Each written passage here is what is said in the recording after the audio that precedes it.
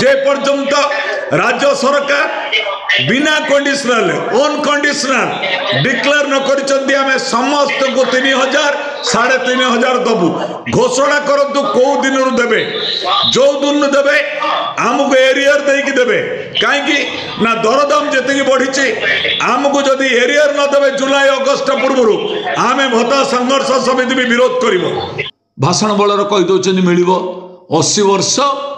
एवं 80% disable person को आम 3.5 दबू केबे देबे कौ दिन देबे जो माने 3000 पाइबे से माने केबे पाइबे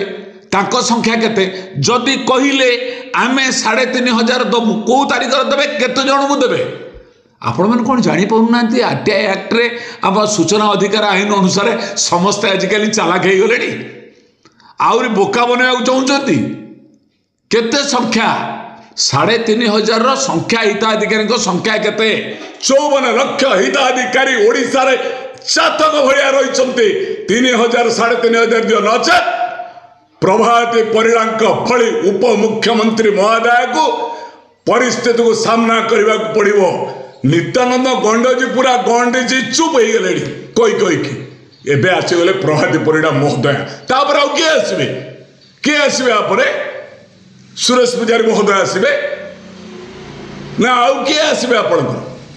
पृथ्वीराज हरचंदन जी आसबे ए सब नाटकबाजी करंतु नहीं लेट संविधान लेखा 21 धारा rights to live with dignity दिंतु आज दिवस आम दाबी करम अच्छी ब्लॉक घर तापर विधानसभा तापर रास्ता रोक हम अनुरोध कर सब जिलार भाई मान को जानिले तो प्रधानमंत्री वार्ता जानिले तो मुख्यमंत्री का योग्यता ये रिमोट का चीफ मिनिस्टर है रिमोट है नरेंद्र मोदी का पास रिमोट है अदानी का पास रिमोट है रिलायंस का पास अंबानी का पास ये रिमोट को आपको चलाना होगा भगवान सद्बुद्धि दिंतु तुरंत घोषणा न करे परिस्थिति भयानक पाई ये सरकार दायी हम मोर आज आपंकर वक्तव्य जे पर्यंत राज्य सरकार बिना कंडीशनल अनकंडीशनल डिक्लेयर न करिसेंती आमे समस्त को 3000 3500 दबु घोषणा करतु को दिन रु देबे जो दिन देबे आमको एरियर देकी देबे काहेकि ना दरदाम जेतिकी बढ़ी आमको जदि एरियर न देबे जुलाई अगस्त पूर्व आमे भत्ता संघर्ष समिति भी विरोध करिवो।